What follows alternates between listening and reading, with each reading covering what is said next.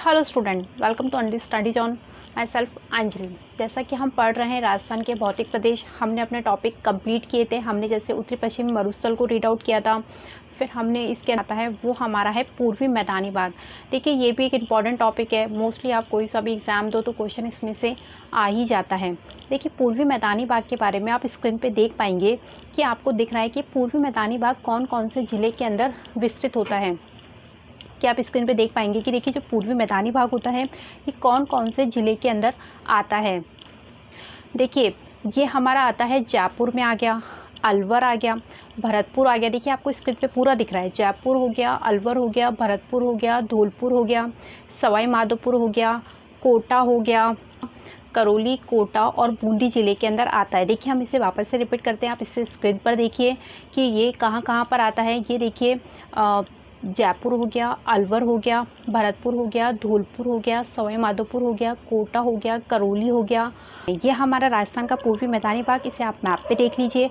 पूर्वी मैदानी भाग के अंदर कितना इसका जो क्षेत्रफल होता है पूर्वी मैदानी भाग का वो कितना परसेंट पाया जाता है। देखिए पूर्वी मैदानी भाग का जो क्षेत्रफल होता है वो 23% होता है, ठीक है। और उसके ऊपर उसमें जनसंख्या कितनी रहती है, उसमें जो जनसंख्या रहती है वो 39% रहती है। ये भी कई बार एग्जाम में आता है, आपसे चारों क्वेश्चंस दे दिए जाते हैं कि भाई आपका उत्तरी पश्चिम मरुस्थल का कितना परसेंट भाग है, उसमें कितनी परसेंट जनसंख्या रहती है, आपका पूर्वी मैदानी भाग का कितना परसेंट भाग है, उसमें कितनी परसेंट जनसंख्या रहती है।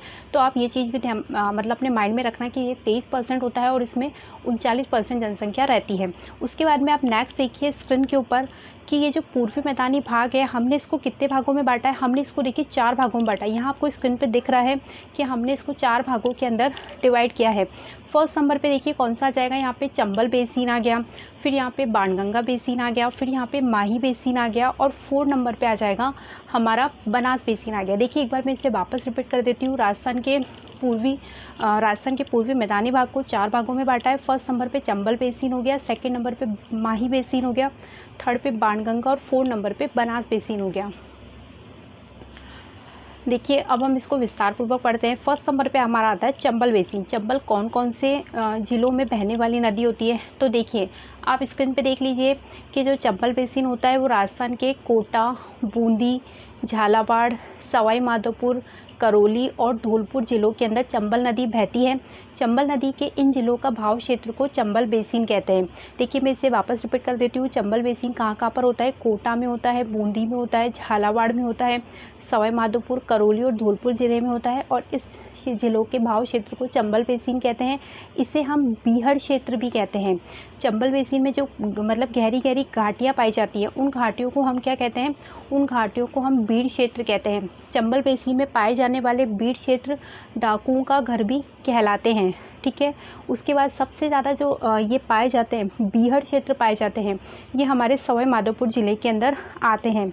इसके बाद में आ जाएगा कि नाले ऊबड़ खाबड़ वाला जो क्षेत्र होता है वो अनुपजाऊ गहरे गहरे गड्ढे और घाटियाँ होती हैं, उनको हम क्या कहते हैं, डांग क्षेत्र। और डांग की रानी हम किसे कहते हैं, करौली को कहते हैं। देखिए स्टूडेंट माही बेसिन जो होता है वो प्रतापगढ़, बांसवाड़ा और डूंगरपुर ज़िलों के अंदर होता है, क्योंकि यहाँ पे कौन सी नदी बहती है, यहाँ पे माही नदी बहती है। देखिए आप स्क्रीन पे आ जाइए वापस से कि स्क्रीन पे देखिए प्रतापगढ़, बांसवाड़ा और डूंगरपुर ज़िलों में माही नदी होती है। इन ज़िलों के जो माही नदी का भाव क्षेत्र होता है इन्हें माही बेसिन कहते हैं।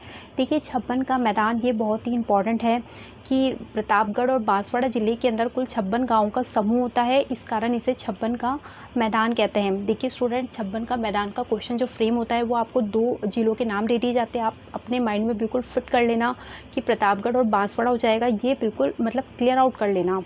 देखिए थर्ड नंबर पे स्क्रीन पे देखिए आता है बनास बेसिन। राजस्थान के बनास बेसिन कहाँ होता है, राजसमंद हो गया, चित्तौड़गढ़ हो गया, भीलवाड़ा हो गया, जयपुर, अजमेर, सवाई माधोपुर, करौली ज़िलों में बनास नदी बहती है। देखिए हम इसको मैप से भी देख लेते हैं कि राजसमंद, चित्तौड़गढ़, भीलवाड़ा, जयपुर, अजमेर, सवाई माधोपुर, करौली ज़िले में बनास नदी बहती है, इसलिए इनको हम बनास बेसिन कहते हैं।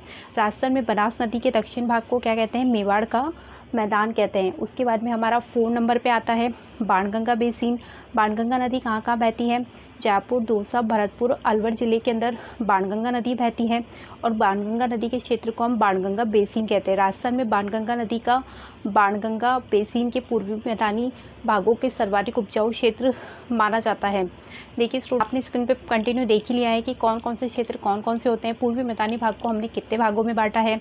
इसके अलावा पूर्वी मैदानी भाग का क्षेत्रफल कितना होता है? देखिए 23% होता है, इसमें 39% जनसंख्या रहती है। इस बाकी हमने इसको मैप से पढ़ ही लिया है। मैं आपसे बार बार कहती हूँ, अगर आप मैप को हल्का सा मेमोराइज कर लेंगे तो आपको वो चीज़ें बहुत अच्छे से लर्न रहेगी। ठीक है स्टूडेंट, हम अपने नेक्स्ट वीडियो के अंदर राजस्थान के भौतिक प्रदेश का जो नेक्स्ट टॉपिक है उसे कंप्लीट करेंगे। आप मेरे चैनल को ऐसे ही देखते रहिए, उसे सब्सक्राइब करते रहिए, आपको और सारे टॉपिक्स देखने को मिलेंगे। Okay, thank you.